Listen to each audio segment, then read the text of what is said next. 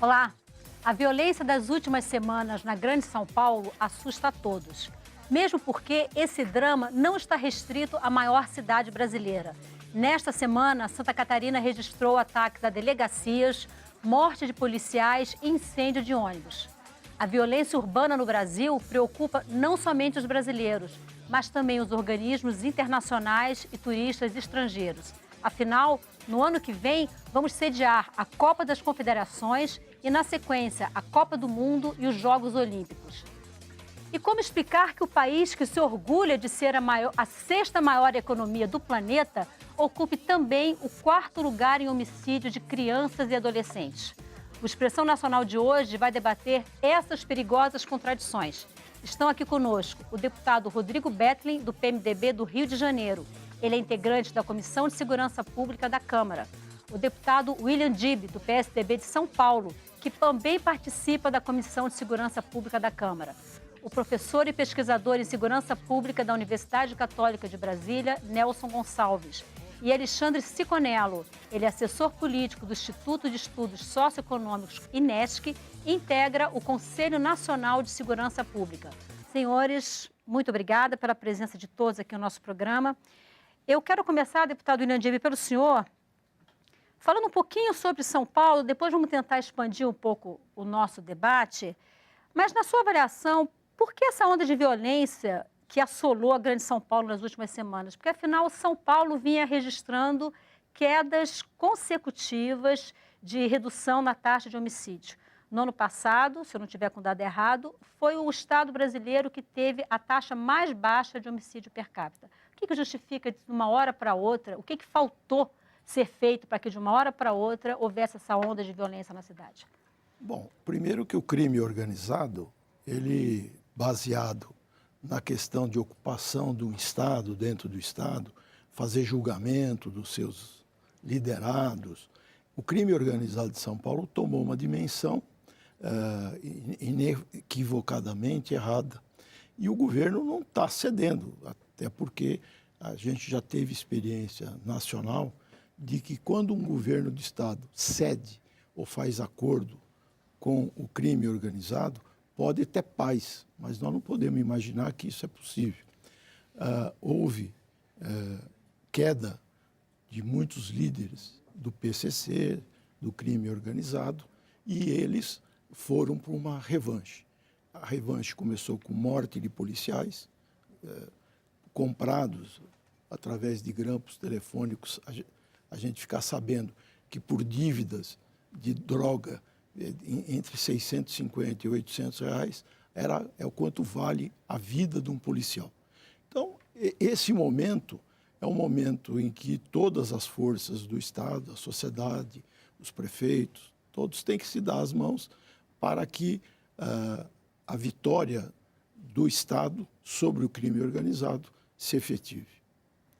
Alexandre Siconello, você que é do Conselho Nacional de Segurança Pública, que é um órgão ligado ao Ministério da Justiça, qual é a sua avaliação sobre essa ótica que o deputado William Dib tem do problema em São Paulo, especificamente dessa onda de violência lá agora? Acho que tem duas questões, né? Uma que o deputado coloca, que realmente o crime organizado, né? Quando você tem uma presença cada vez maior do crime organizado e em várias dimensões do Estado, isso provoca uma violência maior, mas tem também, que é uma crítica um pouco que a sociedade civil de São Paulo e também de outros locais faz, que é de uma política de segurança, modelo de política de segurança pública baseada apenas na repressão e no encarceramento maciço em presídios. E esse modelo de segurança, né, que está sendo implementado em São Paulo, mas também em outros estados, tem se mostrado insuficiente. Né? Houve um aumento de uma política de segurança pública militarizada no estado de São Paulo. Né? A gente tem vários episódios. São Paulo tem mais de 100 mil policiais militares? Um encarceramento muito alto. Você tem episódios como aconteceu no caso de Pinheirinho, no CRAC, na Universidade de São Paulo, que mostra um pouco uma brutalidade também da Polícia Militar, ao invés de a gente ter uma política de segurança pública que foque na inteligência, que São Paulo também tem isso, mas nos últimos tempos houve um aumento realmente do caráter repressivo da Polícia Militar Paulista. A gente sabe que a rota esse ano de São Paulo, que é a polícia mais ostensiva, teve um número de autos resistências ou execuções praticadas por policiais da rota 45% maior do que o ano passado. Então, eu queria que essa é uma outra dimensão para a gente analisar também o contexto do que está acontecendo em São Paulo. Ok. Deputado Rodrigo Bettling, pegando um pouco a sequência, o gancho do que ele falou em relação à política de segurança. O Rio de Janeiro adotou, me parece, algo diferente, que são as unidades de política pacificadora. Aí a minha dúvida é o seguinte, o que tem sido feito para garantir que o bandido que está sendo combatido, a bandidagem sendo combatida nos morros, nas favelas cariocas, não esteja não só migrando para outras cidades do próprio estado do Rio de Janeiro, como o próprio negócio não esteja sendo mudado, onde eles ganham dinheiro. Por quê? Até pouco tempo não se ouvia falar em crack no Rio de Janeiro da forma como se ouve falar hoje. Ouvia-se falar muito mais em crack em Brasília do que no Rio de Janeiro. E a informação que se tem, não sei até que ponto que é informação verdadeira, é que era proibido comercializar crack nos morros cariocas, porque o viciado em crack, ele morre muito rápido, ou seja, é um consumidor que não é perenizado, que não é fidelizado, né? Infelizmente é isso. E ele, além disso, ele chama muita atenção, porque o usuário de crack é aquele que fica debaixo do viaduto, consumindo e vagando pela cidade. Será que, em função do que está sendo feito hoje, das unidades de polícia pacificadora, a bandidagem no Rio de Janeiro teria mudado a sua forma de ganhar dinheiro? Não creio. Não creio que há uma coligação direta entre a questão do crack e a questão das unidades de polícia pacificadora. O que existe no Rio foi uma mudança de paradigma, né? Nós estávamos até há 4 anos atrás um pouco na linha do que São Paulo vem fazendo hoje, né? Quer dizer, o enfrentamento da bandidagem diretamente, os índices de produtividade da polícia eram feridos pela quantidade de bandidos que se prendia, e isso se esgotou no Rio. Isso mostrou que havia um esgotamento, porque o problema do Rio de Janeiro era basicamente o domínio territorial de várias comunidades por quadrilhas de marginais. Essas quadrilhas tomavam essas comunidades, faziam dessas comunidades territórios autônomos, a população dessas comunidades refém desses bandidos, da lei desses bandidos, e ali eles oferiam dinheiro não só com a venda de drogas, mas com uma série de outros serviços também que acabavam sendo dominados por esses traficantes. A lógica da UPP é a ocupação permanente do Estado ali. Primeiro entra a segurança pública, ocupa, né? Nós não temos a ilusão de que acaba o consumo de droga naquela comunidade, como não acaba em lugar nenhum, né? Nós temos os bairros mais nobres do Rio de Janeiro, as pessoas consomem drogas, não vai deixar de se consumir em comunidades carentes. Mas a partir desse momento, passa a vigorar a lei do Estado, passa a ter uma ocupação permanente das forças policiais, um número grande de policiais para evitar o retorno dessas quadrilhas armadas, fortemente armadas. O Estado entra com serviços sociais, com obras de urbanização, políticas públicas permanentes, para que aquela região da cidade, que era uma região excluída, era um território excluído, passe a se sentir integrado, né, de forma total, ou seja, com as políticas públicas não só de segurança, mas as políticas públicas também da área social. Em relação ao a minha primeira pergunta, que foi o que está sendo feito para evitar que esses bandidos que estão sendo afugentados dessas áreas migrem para outras cidades do Rio de Janeiro e mesmo outras cidades do país? Olha, um trabalho de inteligência para a prisão desses bandidos, né? A gente, obviamente, evita o enfrentamento. A polícia tem dado um aviso antes de ocupar essas comunidades. Acho que é uma medida assertiva para evitar um banho de sangue, você ali, de uma hora para outra, aparecer com 400 policiais, cercar a comunidade, obviamente, muita gente inocente seria vitimada. Há um trabalho de inteligência para a prisão desses bandidos, mas a ocupação dessas comunidades na escala que nós temos feito no Rio de Janeiro, aos poucos vai enfraquecendo essas quadrilhas e diluindo um pouco o poder econômico delas, porque, obviamente, nós tínhamos, por exemplo, no Complexo do Alemão, onde já existem várias UPPs, era um paiol de uma das maiores quadrilhas do Rio de Janeiro, onde nós estimávamos ter aproximadamente 400 fuzis. Foi apreendida toneladas e toneladas de droga naquele lugar, porque ali é onde se escondia. Os bandidos achavam que ali era intransponível para as forças de segurança pública e foi visto que não era, né? O poder público entrou, ocupou de forma permanente e está lá até hoje. O crack é recente no Rio. né? Eu, antes de assumir meu mandato de deputado federal, fui coordenador do enfrentamento ao crack no Rio através do viés social também, porque não adianta você só reprimir, você tem que dar tratamento. Nós estamos hoje no Rio tomando uma medida corajosa que é internar compulsoriamente crianças e adolescentes. Nós entendemos que essas crianças, se não forem internadas compulsoriamente, vão morrer ali, né? É melhor elas serem tratadas pela ótica da saúde pública do que amanhã cometendo pequenos delitos ou até sendo vitimadas por traficantes, como várias já têm marcas no corpo, irem parar na esfera da segurança pública. Professor Nelson Gonçalves, o senhor que pesquisa na Universidade Católica de Brasília essa questão da segurança pública. A gente começou o nosso debate mostrando dois modelos, pelo menos aparentemente dois modelos. Um modelo de repressão, que foi comentado, que foi falado pelo deputado deputado William Dib e comentado pelo Alexandre Siconello, e um modelo, digamos assim, mais voltado para a presença do Estado com ações voltadas para a cidadania, que foi o modelo que está sendo implementado no Rio de Janeiro, foi apresentado pelo deputado Rodrigo Betri. Na sua avaliação, qual dos dois tende a dar mais certo? Um ou outro? É um mix? O que deve ser feito? Eu entendo que, na verdade, os dois modelos apresentam prós e contras, né? Mas eles são, na verdade, uma reação a um processo de ausência de políticas públicas integradas e inclusivas pelo qual o Brasil vem passado por décadas e décadas, né? Na verdade, a gente tem visto uma ausência extremamente importante do Estado não só no Rio de Janeiro e São Paulo, mas no Brasil de um modo geral.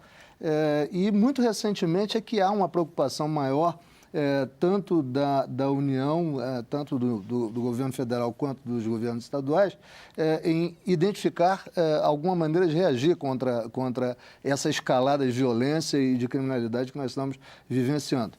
Evidentemente que eu não posso dizer que as medidas sejam tardias, porque elas não são, mas, de qualquer modo, eu acredito que ambos os modelos respondem possivelmente a uma característica de cada uma dessas sociedades. Na verdade, eu não saberia afirmar para você se o que se está sendo aplicado com bastante sucesso, pelo menos até agora, no Rio de Janeiro, seria aplicável em São Paulo e vice-versa. Eu acho que a questão do enfrentamento do crime, da violência, deve ser uma solução local, ao ponto de eu dizer para você que eu acho que as políticas públicas às quais eu me referi, elas devem ser pensadas nos 3 níveis da administração pública, coisa que, na verdade, a gente não tem visto nesse país. Principalmente no caso dos municípios, cuja falta de protagonismo é fora do comum no Brasil. Na verdade, no momento em que você atribui ao Estado a responsabilidade pela segurança pública, parece que ninguém mais é responsável por isso. E eu acho que o modelo do Rio de Janeiro é um modelo de não enfrentamento que está apresentando resultados interessantes, mas no caso de São Paulo, há que se perguntar se essa medida, embora tenha lá as críticas e críticas importantes sobre ela, se essa medida também não responde a algo que a própria sociedade paulista está reclamando por. Pois é, o senhor entrou justamente num ponto que eu pensava em tratar mais tarde no nosso debate, mas acho que então a gente pode falar agora, que é a questão do papel dos municípios. Né? Pela Constituição brasileira, a responsabilidade pela segurança ela é basicamente da União e dos estados. Os municípios está previsto somente as guardas municipais. Agora, sempre que a gente discute a questão da reforma tributária, os prefeitos, né, os representantes dos municípios dizem que nos municípios é onde a população vive. Que é o prefeito que lida com o dia a dia da população, é o prefeito que conhece a população e sabe o que ele precisa. E, Alexandre Siconello, você não acha que os prefeitos, as prefeituras, e aí os prefeitos, as câmaras de vereadores, deveriam ter uma participação mais ativa nesse processo de segurança? E como seria essa participação? Não, com certeza. A gente tem um caso de Diadema, que é um município, que uma política municipal reduziu drasticamente os homicídios muito, assim, 3 ou 4 vezes, através de uma política municipal de prevenção à violência. né? Não só utilizando as guardas municipais, mas trabalhando com iluminação pública, identificando em que áreas do município você tinha mais casos de homicídio, de fechamento de bares em determinado horário. Então, teve toda uma política municipal a partir de um diagnóstico de como estava a violência naquele município, que foi implementado independente até de polícia, né? Medidas preventivas. Mas há uma grande dificuldade de articulação entre as forças policiais no país. Não só das políticas públicas de segurança, mas entre as forças. Então, assim, não há uma ligação entre a Guarda Municipal com a Polícia Militar e a Polícia Civil, que é de responsabilidade do Estado, e até mesmo com a Polícia Federal, Polícia Rodoviária Federal e a Guarda Nacional, que é responsabilidade da União. Então, a gente não tem hoje no país um sistema de segurança pública integrado, que integre também informação, né, onde está acontecendo o crime, onde atuar, e que esses órgãos também, no caso as forças policiais, para além de toda a política social que deve ser integrada, uma política de segurança pública que preza a partir do enfoque da cidadania, você não tem essa interlocução. Então, isso é muito difícil. Então, para o município entrar, né, na discussão de segurança pública e colaborar, ele deveria também você permitir um sistema que tivesse um diálogo maior entre o município, o Estado e a União. A gente, fazendo levantamento de dados para o programa, a gente identificou a grande dificuldade que normalmente os órgãos têm de levantar informações com o mesmo padrão nos vários estados e nos vários municípios brasileiros. Agora, com esse evento em São Paulo, um dos principais itens do pacote de medidas acordado entre União e governo estadual foi a criação de uma agência de ação integrada, justamente para ver esse compartilhamento de informações, para trabalhar com inteligência. E aí, quando a gente olha os dados dos gastos com segurança pública feitos pela União em 2011, em relação a 2010, a gente observa que os gastos com informação e inteligência foram reduzidos em 58%. Né? Quer dizer, como é que você consegue padronizar informações, né, levantar informações, fazer um bom diagnóstico quando você tem uma redução tamanha? E aí, deputado, eu gostaria, William Dib, eu gostaria de saber se o município de São Paulo também está sendo envolvido nessa parceria entre o governo do estado de São Paulo e a União, ou se o município está ficando de fora. Não, no estado de São Paulo, os municípios têm uma participação importante, não só porque grande parte tem suas guardas municipais, mas pelo próprio infraestrutura da segurança pública no estado de São Paulo, que os municípios participam, quase que 100% deles, na infraestrutura da polícia e nas políticas públicas de prevenção, de educação, de controle da droga. Agora, a gente enxuga gelo. Eu fui prefeito em São Bernardo. A política contra o crime organizado, ela precisa de uma participação efetiva da União, e ela não existe. Né? Você falou da redução de 2010 para 2011, o orçamento indicativo para 2013 reduz em mais 30%.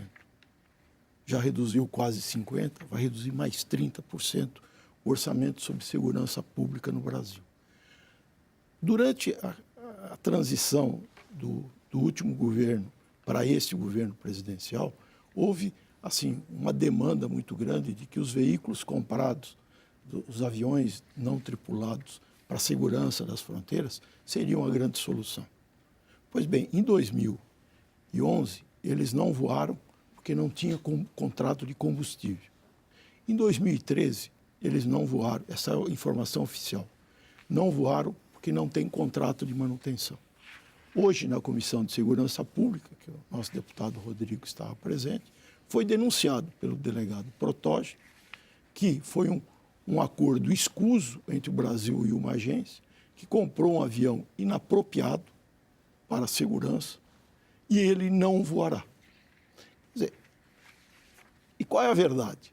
A verdade é que nós não fabricamos as armas, nós não temos competência de fazer a droga no Brasil e nós estamos combatendo o crime organizado no Estado, nos municípios, de uma forma desleal, porque a arma entra, a droga entra, o tráfico comanda, tem um mercado extremamente importante e o município vamos educar as crianças, vamos explicar o que a droga faz, vamos dar uniforme, vamos dar merenda, vamos fazer cultura, vamos fazer lazer, vamos fazer esporte. Segurança pública é um monte de ações, uma série de ações que o município precisa se envolver. Deputado William Dib, nós recebemos aqui um comentário de uma pessoa que nos assiste, Josimar César Serafim, não sei exatamente de que cidade que ele vai nessa linha. Ele diz assim: a meu ver, deveria começar com urgência um trabalho de inteligência para finalizar os campos corruptos que há dentro de pontos estratégicos no poder. Na esfera federal, fechar o cerco na entrada de drogas ao Brasil. E aí começa o problema. Na esfera estadual, o governo quebrar o acesso de comunicação nos presídios. Espero que tudo isso acabe bem, principalmente para a sociedade que sofre a cada nascer e romper do dia aqui em São Paulo. Muito bem colocado. De São Paulo. Isso, de São Paulo. Deputado Rodrigo Bethlen, nós recebemos aqui uma pergunta de Francis Ferreira de Oliveira, que é lá do Rio de Janeiro. Por que não se faz a unificação entre a Polícia Civil e a Polícia Militar para resolver o problema? Olha, é uma proposta que muita gente defende. Eu, particularmente, sou a favor.